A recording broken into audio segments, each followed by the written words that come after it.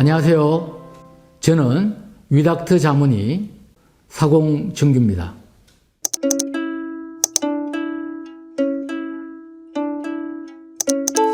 ADHD로 잘 알려져 있는 주의력 결핍 과잉 행동장애 ADHD는 Attention Deficit Hyperactivity Disorder의 약자인데요. 주의력 결핍 과잉 행동장애가 글자가 길고 이미 ADHD로 잘 알려져 있기 때문에 제가 앞으로 ADHD로 표현하도록 하겠습니다. ADHD는 학령기, 즉 다시 말해 초등학교 한 만 6세에서 11세 사이 하고요. 학령전기, 초등학교 들어가기 전, 즉 만 3세에서 5세에서 매우 흔하게 나타나는 소아정신과 질환인데요. 만 3세에서 5세 사이에는 원래 그 주도성이 주된 정신발달의 과합인 시기이기 때문에 일반적으로 초등학교 입학하기 전까지는 ADHD를 잘 진단 내리지 않는 경향이 있습니다. 오늘날 수많은 아동, 청소년, 성인들이 ADHD를 앓고 있는 것으로 알려져 있고요. 특히 초등학교를 다니는 아동의 약 4에서 12%가 ADHD에 해당된다고 합니다. 초등학교 한 학급을 한 30명이라고 본다면요. 한 학급당 1명, 많게는 서너 명이 ADHD인 것이죠. 매우 흔한 편이라고 할 수 있겠습니다. ADHD의 어떤 3대 핵심 증상이 있는데요. 제가 한번 살펴볼게요. 첫 번째는 지속적인 주의력 결핍이 있어요. 그러니까 학습에서 지속적인 주의력을 유지하지 못하는 거죠. 주의력이 쉽게 이게 분산되는 거죠. 또 멍하게 딴 생각을 하는 경우도 많고요. 공부를 하다가도 이제 사소한 외부 자극에 의해 쉽게 그렇게 또 산만히 이렇게 가는 거죠. 그리고 주어진 과제를 제대로 마무리를 이제 하지 못하는 경우가 많고요. 따라서 이제 지능은 나쁘지 않은데 학업 수행에 어려움을 보이는 경우가 많습니다. 두 번째로는 이제 과잉 행동이 있는데요. 수업 시간이나 가만히 앉아 있어야 하는 상황에서 자리에 가만히 앉아 있지 못하고 이렇게 막 돌아다니는 거죠. 정신없이 분주하게 움직이는 거죠. 이렇게 앉아 있는 경우에도 손발을 이렇게 계속 움직이는 거죠. 몸을 이렇게 꿈틀거리기도 하고요. 또 말이 많은 편이고요. 조용하게 하는 활동에 참여하는 것이 굉장히 어렵습니다. 생각 없이 행동하고 말하는 편이죠. 따라서 이제 부모님이나 선생님으로부터 이렇게 지적을 받기가 쉽죠.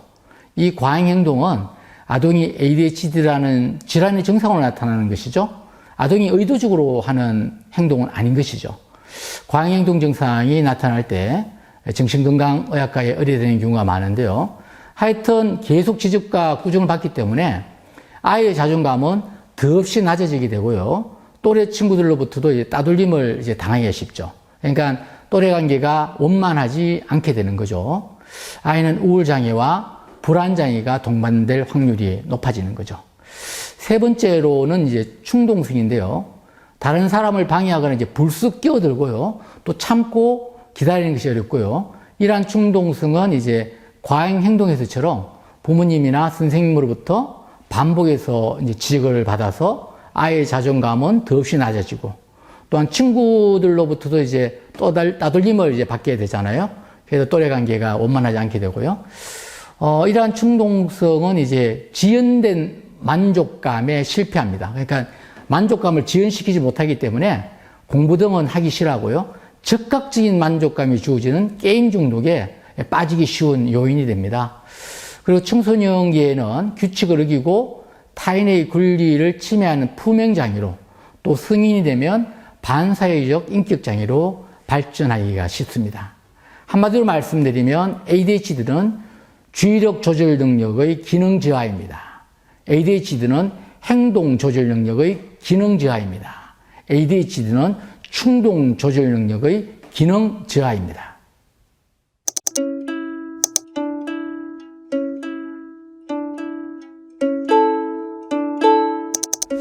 정신과적 질환의 원인은 일반적으로 생물, 심리, 사회적 원인으로 나누어 보는데요. ADHD는 사회적 요인, 즉 환경적 요인인 예를 들면 부모의 부적절한 양육 태도나 양육 방식이 자녀의 ADHD 증상을 발생시킨다는 과학적 증거가 보고되지 않고 있습니다. 그러나 ADHD 부모에게는 비일관적인 훈육 방식이나 감정 조절의 어려움, 지나친 간섭이나 개입 등이 종종 관찰되는데요. 이러한 현상은 ADHD의 원인이 아니라 ADHD 아동의 증상을 통제하고 조정하는 과정에서 부모의 양육 방식이 부정적인 양육 방식으로 변화된 결과라고 알려져 있습니다. ADHD는 심리적 요인도 주된 원인이 아닌 것으로 사료되는데요. 불안, 우울에서 주의력이 결핍되는 것이 아니라 ADHD가 이제 방치가 되어서 ADHD 증상이 지속됨으로써 부모님이나 선생님으로부터 반복해서 지적받고 아이의 자존감이 더없이 낮아진 결과 아동이 불안장애, 우울장애, 품행장애가 동반되는 것으로 알려져 있습니다. ADHD의 발병 원인은 생물학적 요인이 75에서 80% 이상 차지하고 있어서 심리사회적 요인보다 훨씬 중요한 것으로 알려져 있는데요. ADHD는 뇌의 신경생학적 원인에 의해 발병을 하는데요. ADHD는 뇌 안에서 주의 집중력을 조절하는 신경전달 물질인 도파민이라든지 노르에피네핀의 기능 이상으로 발생하는 질환인 거죠. 주의 집중력과 행동을 통제하는 전두엽과 대뇌 변연계의 기능 저하가 ADHD의 발병과 연관이 되어 있는 것으로 알려져 있고요. ADHD는 유전적 또 성향이 있는 질환입니다. 예를 들면 같은 증상을 보이는 형제, 부모님이 있을 가능성이 더 높고요. 또 매우 드문 경우기는 하지만은 납과 같은 독성 물질이 ADHD의 원인이 될 수 있습니다. 또 뇌 손상이 ADHD 원인이 되기도 합니다. 결론적으로 ADHD는 심리 사회적 요인보다 생물학적 요인이 주된 요인이 되는 질환이라고 말씀드릴 수 있겠습니다.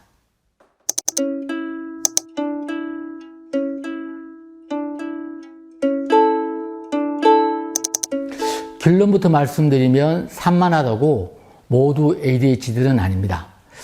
만 3세에서 5세의 아이들, 특히 남자아이들이 활달한 것을 병이라고 할 수 없습니다. 만 3세에서 5세의 학령 전기 아이들은요, 주도성이 주된 정신 발달의 과합인 시기이므로 어느 정도 활발한 것이 오히려 건강한 것이죠. 그러나 그 정도가 너무 심해서 자주 다치는 아이, 특히 몸에 화상을 자주 입거나 또 자주 골절을 당하는 경우, 또 뛰어놀 곳과 얌전히 있을 곳을 구별할 수 없는 정도의 아이들은 활동량이 지나치게 심한 경우이며 ADHD의 과잉 행동에 해당하는 상태일 가능성이 있습니다. 또한 불안해서 주의력이 떨어지고 산만한 경우는 ADHD가 아닙니다. 또 우울증에서 보이는 의욕이 없고 주의력이 떨어지는 경우는 ADHD가 아닙니다. 그리고 학령기 아동에서 드물지 않게 나타나는 파괴적 기분조절 부전장애라고 있거든요. 여기에서 보이는 어떤 언어적, 행동적, 분노 발작으로 보이는 충동성은 ADHD가 아닙니다. ADHD에 대한 진단은 단순한 검사만으로는 이루어지지 않는데요. 이제 부모님이나 교사의 관찰을 토대로 한 아이의 행동에 대한 면밀한 검토, 그리고 주의 집중력 검사, 또 기초 학습 기능 검사, 또 정서 검사, 또 지능 검사, 전반적인 심리 검사 등 각종 검사를 근거로 소아청소년 정신건강의학과 전문의의 면담과 종합적인 판단에 의해서 이루어집니다.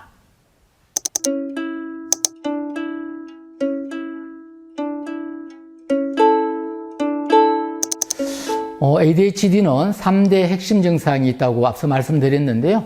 간략하게만 말씀드리면 첫 번째로 지속적인 주의력 결핍이 있고요. 두 번째로는 이제 과잉 행동이 있고요. 세 번째로는 이제 충동성인데요. 위 세 가지 중에 어떤 증상이 주로 나타나는가에 따라서 ADHD 유형을 이제 분류를 하거든요. 지속적인 주의력 결핍 증상만 있는 경우를 부주의형이라고 하고요. 과잉 행동과 충동성만 있는 경우를 과잉 충동이라고 하는데요. 부주의형과 과잉 충동형 모두가 같이 나타나는 경우를 혼합형이라고 합니다. 따라서 아동의 행동이 과잉 행동, 즉 산만하지 않더라도 부주의형 ADHD로 진단될 수가 있습니다. 대개 남자보다 여자 아동의 경우에 과잉 행동이 없는 부주의형이 많고요. 그리고 대개 ADHD 아동이 나이를 이제 먹게 되면, 다시 말해 초등학교 고학년이 되면 과잉 행동이 줄어들고 부주의형으로 변하는 경우가 많습니다. 산만하지 않는 ADHD는 면밀히 관찰하지 않는다면 발견하기 어려운 경우가 많습니다.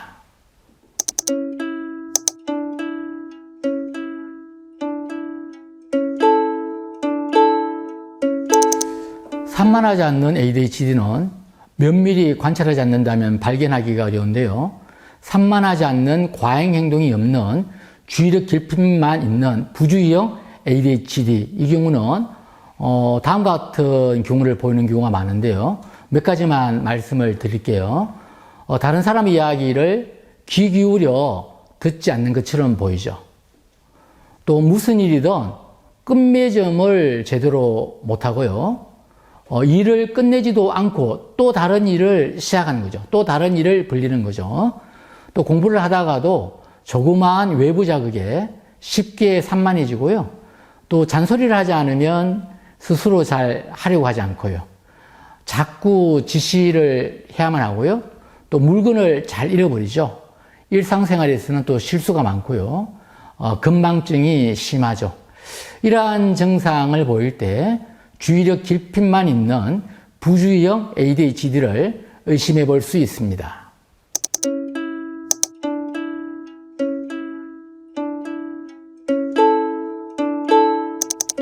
먼저 집중력과 주의력에 대해서 말씀을 드릴게요. 집중력은요, 한 가지 일에 몰입할 수 있는 능력이고요. 주의력은 집중이 필요할 때 집중할 수 있고, 집중이 필요하지 않을 때 집중하지 않을 수 있는 능력입니다. 다시 말씀드리면요, 또 더 중요한 집중력이 생기잖아요. 그러면 더 중요한 집중력이 생기는 방향으로 전환할 수 있어야 돼요. 불필요한 자극에는 또 집중력이 분산되지 않는 능력입니다. ADHD 아동의 예를 들어볼게요. 공부와 같이 해야 하는 일에는 집중을 안 하죠. 게임과 같은 좋아하는 일에만 집중하는 경우가 많습니다. ADHD 아동들은 뇌의 기능적 이상으로 인해 생각과 행동이 일치하지 않는 경우가 많은데요. 해야 할 일을 하겠다고 생각하지만 행동은 좋아하는 일에만 몰두하는 것이죠. 그러므로 좋아하는 일에 집중을 잘한다고 해서 ADHD가 아닌 것은 아닙니다. ADHD 아동은 지연된 만족감에 실패하기 때문에 공부 등은 하기 싫어하고요. 오히려 즉각적인 만족감이 주어지는 게임 중독 등에 빠지는 경우가 많습니다.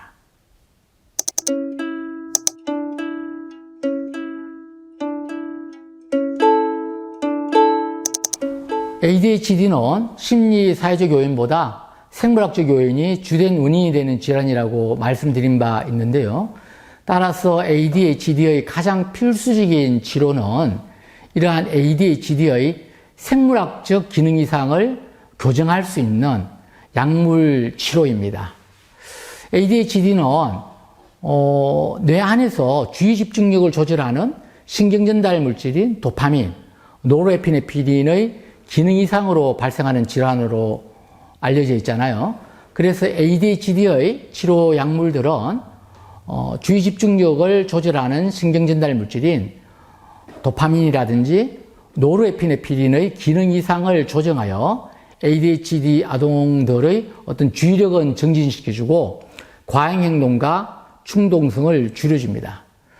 약물 치료만으로 ADHD 아동의 약 80%에서 상당한 호전을 보이는 것으로 알려져 있고요. 그리고 ADHD 아동의 심리 사회적 치료로 가장 중요한 것은 아동의 행동 치료와 부모 교육인데요. ADHD의 치료 방법 중 약물 치료 다음으로 자주 사용되고 효과적인 것이 행동 치료입니다. 행동치료는 약물치료와 함께 병행되었을 때 더욱 효과적인 것으로 알려져 있고요. 부모, 교사 등과 같이 늘 아동과 함께 지내는 시간이 많은 사람들이 이 행동치료 방법을 배워서 적용하는 것이 가장 효과적입니다. 그리고 주변 사람들, 특히 부모님이 ADHD 질환에 대해 잘 알고 있어야 합니다. 따라서 부모 교육이 굉장히 중요하고요. 부모님이 ADHD 질환에 대해 잘 알고 계셔야지 매일 생활 속에서 ADHD 아동들의 어떤 문제 행동을 이해하고 또 수정하도록 도와줄 수 있고요. 이런 과정을 통해 아동 스스로가 자신을 통제하는 방법을 터득하게 됩니다.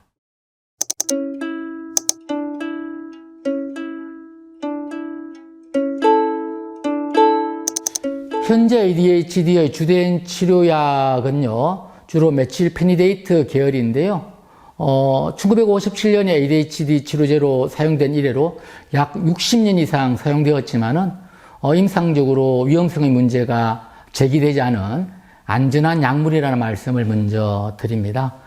더욱이 이제 현재 ADHD의 치료제로 사용하고 있는, 2000년대 초에 개발된 이제 콘스타라든지, 또는 메칠페니데이트, 또는 아토목세틴 같은 이러한 약들은요, 굉장히 개발이 잘 되어갖고 더욱 안전하고 또 효과는 더 증진되었고요. 또 하루에 한 번 투여가 가능한 약제들로 약물 복용의 편리성까지 더해졌습니다. 현재 사용하는 ADHD 치료 약제들은 내성의 우려가 없습니다. 다시 말씀드리면요, 약물 치료를 할 경우에 동일한 효과를 보기 위해서 약물의 용량을 높여야 하는 내성이 없는 안전한 약제라고 말씀드릴 수가 있고요.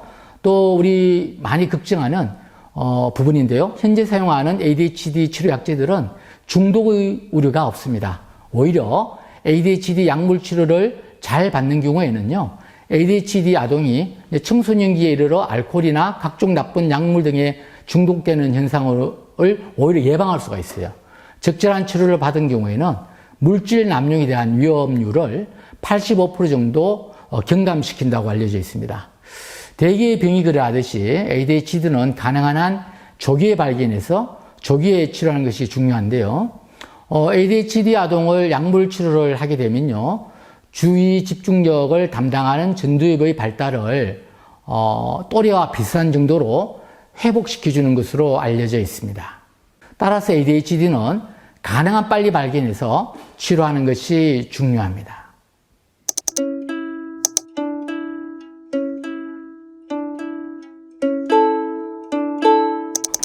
ADHD는 장기간의 치료가 필요한 질환인데요. 그렇다고 ADHD로 진단되었다고 해서 모든 아동이 장기간 치료가 필요한 것은 아닙니다.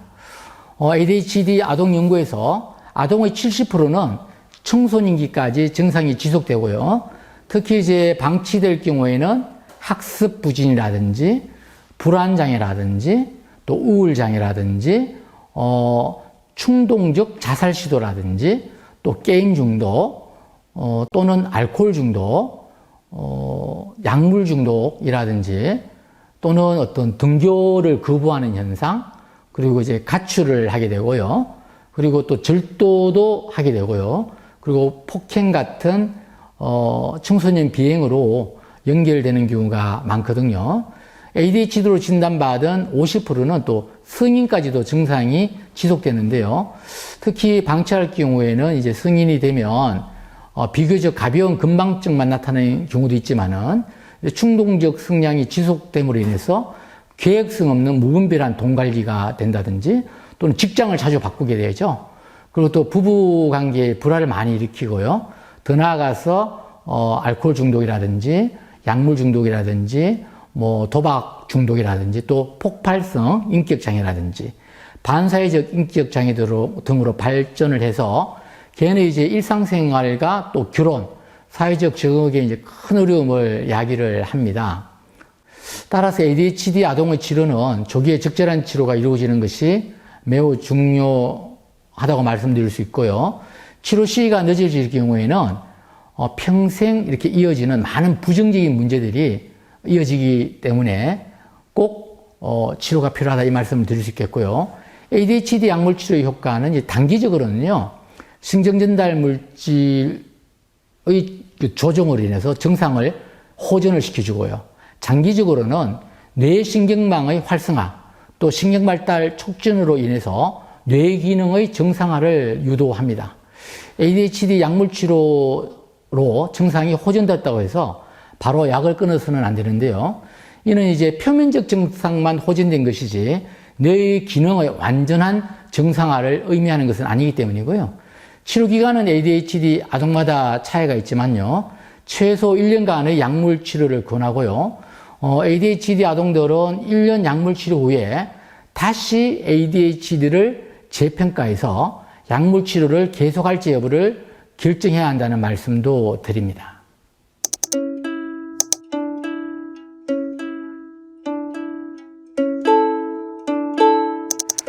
다리에 골절을 입은 경우 주된 치료가 상담이 아니고 수술이죠. ADHD의 주된 치료는 약물 치료와 행동 치료입니다. 일반적으로 증상이 경하거나 또는 가정, 학교, 사회에서 문제가 심각하지 않을 경우에는요, 약물 치료 없이 행동 치료를 합니다.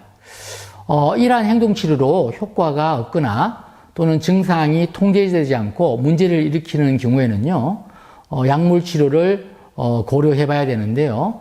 물론 행동 치료도 병행하는 것이 좋고요. ADHD가 있는 아동들의 경우 상담은 ADHD와 동반되는 불안, 우울 등의 정서적 문제를 다루는 데에는 효과적입니다. 그러나 ADHD의 증상을 다루는 데에는 약물 치료와 행동 치료가 효과적이라는 말씀을 드립니다.